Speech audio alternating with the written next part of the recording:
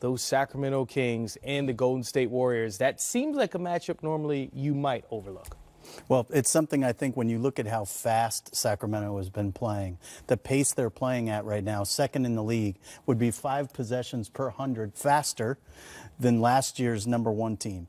And it's remarkable to see what they're doing in terms of getting up and down. De'Aaron Fox, Willie Cauley-Stein, the athleticism of that team, and then obviously the Warriors who like to play at that pace themselves. I think that's the key.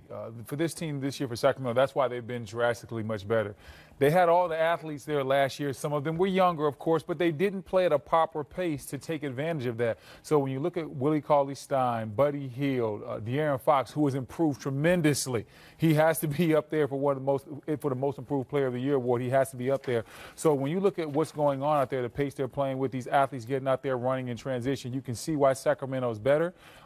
This will be a great litmus test for them because you play against the team that probably plays the best at this pace, and now you see how you stack up against them.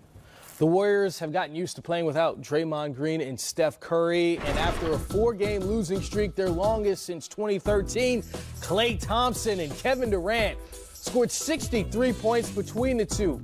Just a few minutes ago, Steve Kerr gave us an update on the return of Steph Curry.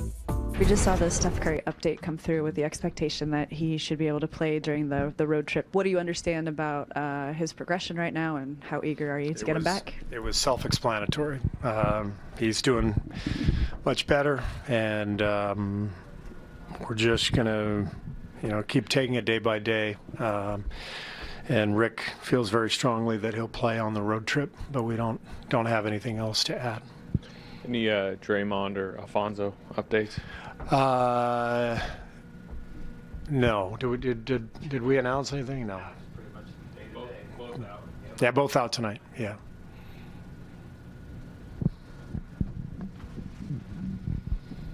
Steve, to clarify on Steph, how many practice opportunities will there be on the road trip? I don't know. I don't know yet. I haven't even looked into that, so it's not going to.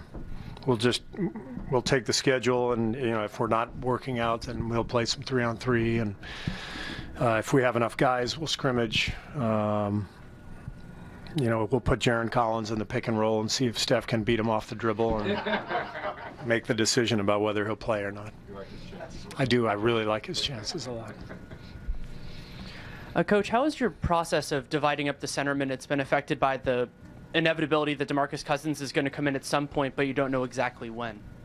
I don't really factor it in. What we're doing right now is going with certain matchups while we're trying to develop Damian. I feel more comfortable with Loon and Jordan, just because they've been here and they've got experience. They've played in the finals. They've played enough in this league to really have a good feel. And Damian, you can tell, is up and down. He's done some good things and he's struggled, but we're not going to just take him out of the lineup. We want to continue to give him minutes and to help him grow and help him learn. And so the process is really about giving him an opportunity to grow and keeping the other guys invested and active, and try to win games. So trying to do it all at once.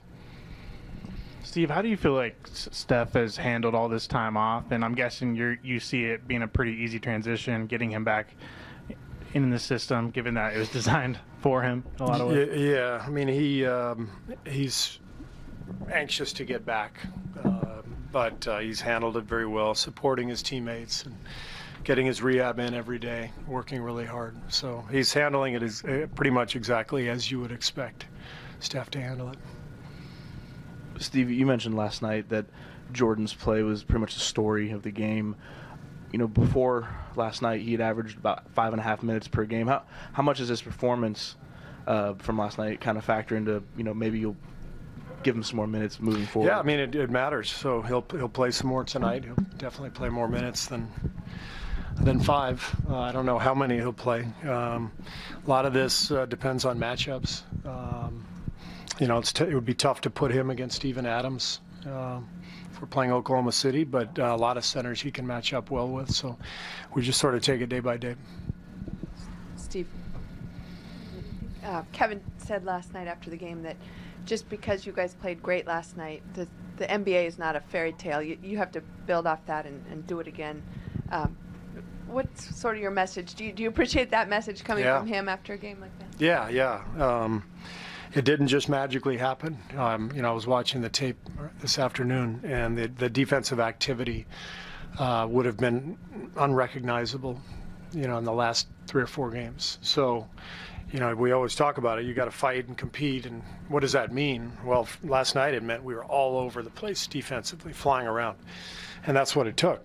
But it's going to take that again tonight, and I think that's what Kevin was talking about, and he backed it up. I mean, his defense was the best defense he's played all year, and when he plays with that level of activity, changes everything for us. Coach, the Kings. All right, let's take a look at the upcoming schedule presented by NBA 2K19. That's the Golden State Warriors. You see 2 more games at home, and then there's that 5-game road trip. That is significant because you just heard Steve Kerr essentially say one of those games we can expect to see the return of Steph Curry. Well, I mean, we hope it's very soon, when the return of Steph Curry means a lot to this ball club. I truly wholeheartedly believe that Kevin Durant is the best player on this Golden State Warriors team. But I think Steph Curry is the engine. Steph Curry is the leader of this team. He makes everything go. That little dust-up that happened between KD and Draymond, that doesn't happen if Steph's there, because guess what? Draymond would have gave Steph that ball. So, like, those type of things, Steph helps to smooth over. I can't wait to see him back. He's obviously one of the best players in the league. He makes this team better. They're going to play better when he gets back, and I'm glad that he's rounding into shape. Clearly the most selfless superstar in the NBA, and it's that attitude, it's that persona that made it possible for Kevin to want to join that club.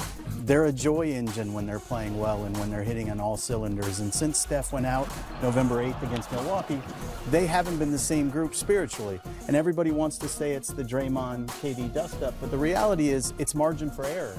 The game's a hell of a lot more fun to play when you're running up and down and making threes. And when you've got the ability to run guard splits with Curry and Thompson, it's a little different look than they're able to give. And I thought it was really important what Steve said about Kevin Durant and his defense the other night. When he's right and when he's fully engaged, he can be the kind of defender that is your best rim protector as well, and that's critical for this team. You mentioned the Warriors' ability to make threes. That's something we've just taken for granted. And you look at where they are right now, they're 10th in the league in three-pointers made per game. And that's with Steph Curry, even missing these 8 games, he's still 2nd in the league in three-pointers made. How much does he affect other guys on the team being able to make their shots and get open looks, because we've seen that tail off since he's been out? Well, I think a big part of it is that you've understood now how to defend this team in the absence of Steph Curry. It's a whole lot easier to take away Klay Thompson, by way of example.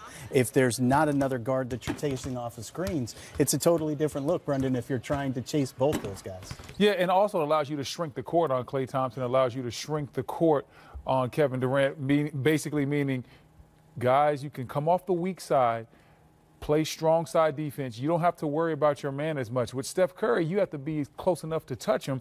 That opens up these gaping holes. Also, Steph is a great screen setter. So when he sets some of these backside screens and some of those weak side splits that you're talking about, where they're running pin downs and things of that nature, it's totally different if Steph's coming off of it and how the defense reacts. Sometimes the whole defense will shift if Steph simply comes off of a pin down screen. You don't get that type of reaction with other players. So Steph has a huge effect on this team because he creates spacing. You said he's a calming influence. He also creates these gaping holes in your defense.